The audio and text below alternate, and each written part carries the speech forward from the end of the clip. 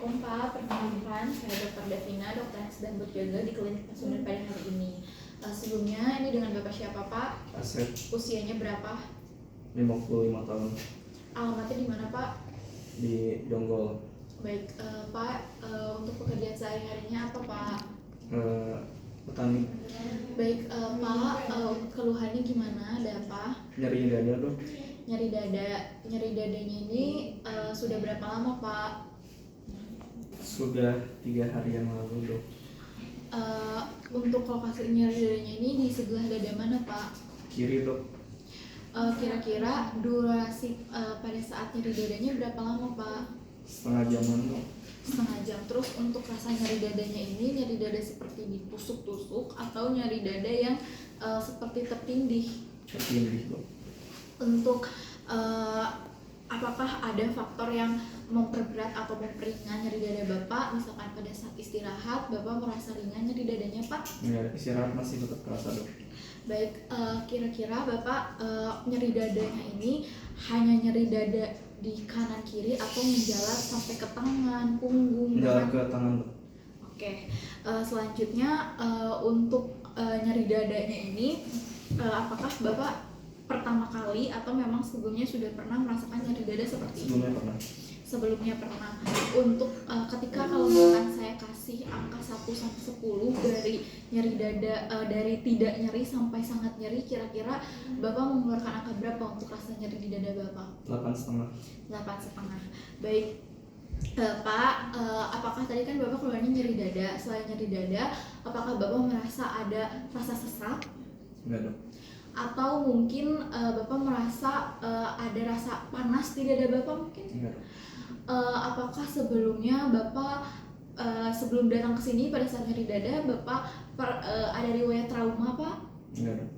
Lalu selanjutnya apakah ada keringat dingin? Enggak dok. Mual dan muntah Pak? Enggak. Oke. Lalu Bapak apakah sehari-hari Bapak merokok? Merokok. Sudah berapa lama merokok Pak? Dari kelas 5 SD. Sekali merokok itu kira-kira sehari berapa batang Pak? 1 bungkus. 1 bungkus. Lalu Pak, Bapak apakah ada sebelumnya didiagnosis atau punya riwayat diabetes, kencing manis mungkin Pak? Atau tekanan darah yang tinggi? Enggak dok. Baik, Bapak berarti tadi Bapak hanya merokok aja, nggak ada riwayat penyakit seperti diabetes, ginjal, penyakit TB paru Pak sebelumnya? Mungkin TBC nggak ada? Oke, baik Bapak, apakah sebelumnya Bapak dengan nyeri dada Bapak ini Bapak sudah melakukan pengobatan mungkin Pak, meminum obat? Sempat beli paracetamol sih dok. Paracetamol. Lalu ketika Bapak meminum paracetamol apa efeknya? Apakah lebih enak mungkin Pak? Enggak dok, sama aja. Tidak. Lalu selanjutnya apakah Bapak di keluarga Bapak ada riwayat penyakit jantung mungkin Pak? Ada pakai selang. Kalau boleh tahu kakeknya sakit apa Pak jantungnya? Pernah Kurang tahu dok. Oke, nggak tahu. Baik Pak, untuk pemeriksaan selanjutnya untuk menegakkan diagnosis saya butuh untuk melakukan pemeriksaan fisik Pak. Nanti Bapak boleh berbaring di meja bed pemeriksaan, lalu saya akan memeriksa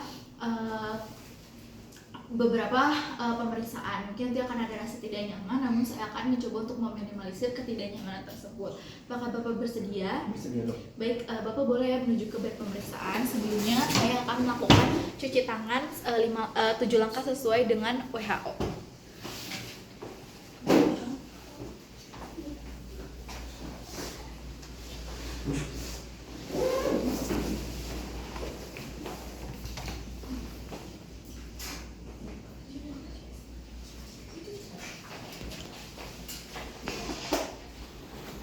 Pak, boleh bajunya dibuka terlebih dahulu Pak.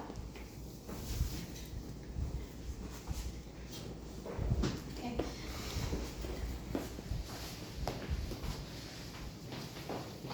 Yang pertama kita akan ngecek kesadaran dari pasien terlebih dahulu. Untuk kesadaran pasien di sini pasien somnolen, sadar penuh.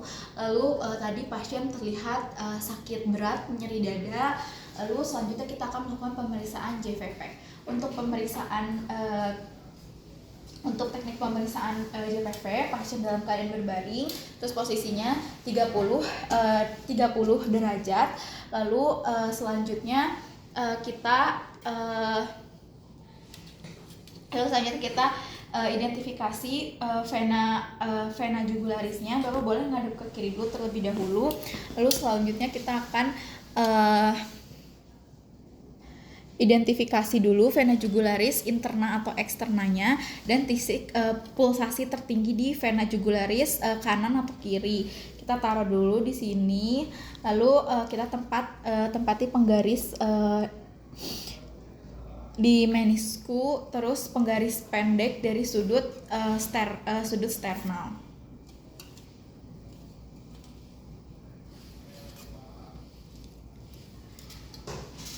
Bentar ya Pak.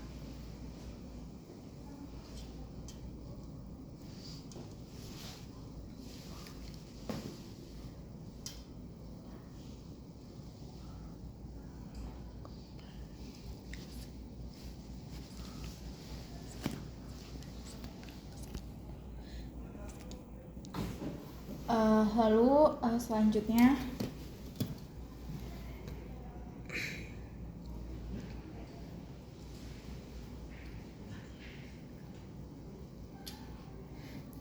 kita nilai panjang JVP-nya untuk di sini untuk vena jugularisnya sekitar 4 cm. Lalu pemeriksaan selanjutnya kita akan melakukan pemeriksaan inspeksi arteri karotis. Untuk pemeriksaan denyut nadi karotis juga sama, pasien masih berbaring sudut 30 derajat, terus letakkan jari telunjuk sama jari tengah kita di bagian 1/3 bawah, bagian bawah, terus kita tekan, lalu kita rasakan dan kita rasakan dari denyutnya. Lalu selanjutnya kita balik ke arteri karotis bagian sebelahnya. Kalau udah ngadep ke sini, 1/3 bagian bawah, rasakan dan tekan. Lalu selanjutnya kita deteksi ada atau tidaknya bruit dengan menggunakan stetoskop.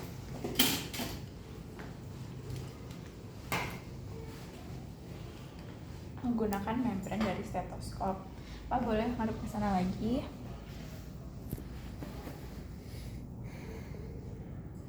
Ngadep ke sini Pak. Lalu selanjutnya kita akan melakukan pemeriksaan arteri brachialis. Untuk pemeriksaan arteri brachialis, tangan pasien menghadap ke atas, relax, lalu difleksikan sedikit supaya pada saat relaksasinya terasa.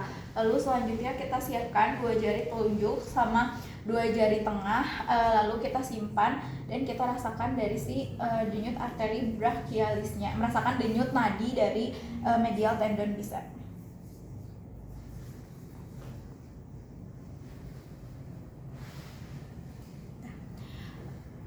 Lalu selanjutnya kita akan melakukan pemeriksaan inspeksi toraks.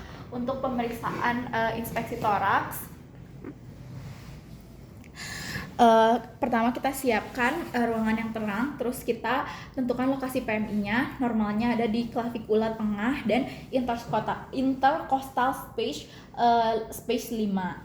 Lalu selanjutnya setelah diinspeksi kita palpasi si ictus cordisnya, palpasi, letakkan tangan kita di bawah mamae kiri, kita gunakan bantalan jari untuk meraba impulsnya.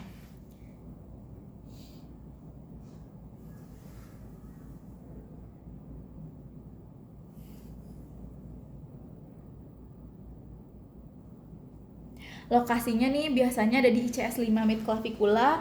Terus untuk kita nilai diameternya pada posisi tentrang, biasanya ictus cordisnya biasanya berdiameter kurang dari 2,5 cm.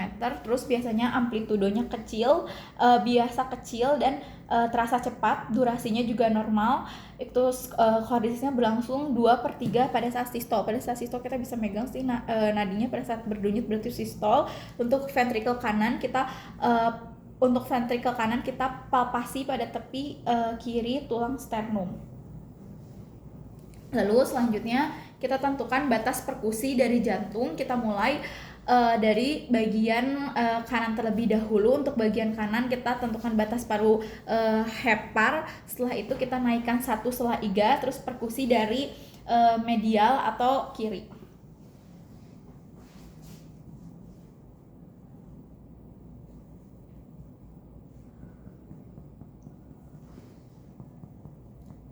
Sampai dari sonor ke dal.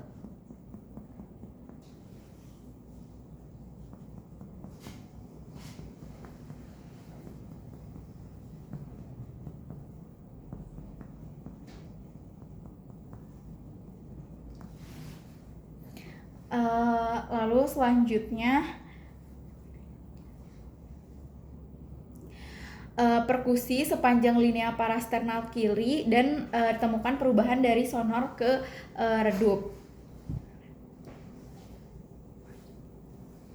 Lalu selanjutnya kita auskultasi bunyi jantung. Kita cek katup dari medial. Kita cek aortik sama pulmonal dulu di ICS 2 bagian kanan dan kiri.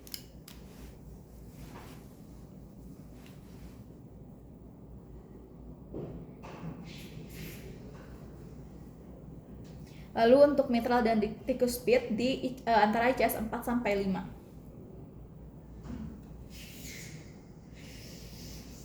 Lalu biasanya bunyi jantung pertama atau S1 itu lebih panjang dan lebih nyaring dibanding S2. Lalu cek apakah ada suara murmur. Apabila ada suara murmur, kita deskripsikan terjadinya apakah pada saat sistol atau diastol, terus bentuknya dan lokasi crescendo atau decrescendo, terus lokasi intensitas maksimal dan penjalaran atau penyebarannya, lalu intensitas gradingnya. Lalu kita cek pemeriksaan ekstremitas di bawah, terutama apakah ada edem atau tidak. Lalu kita cek kukunya apakah ada clubbing finger atau tidak. Baik, untuk pemeriksaan fisik sudah selesai. Selanjutnya kita akan lakukan simpulan hasil. Bapak boleh dipakai lagi bajunya. Kita akan lakukan pemeriksaan simpulan hasil.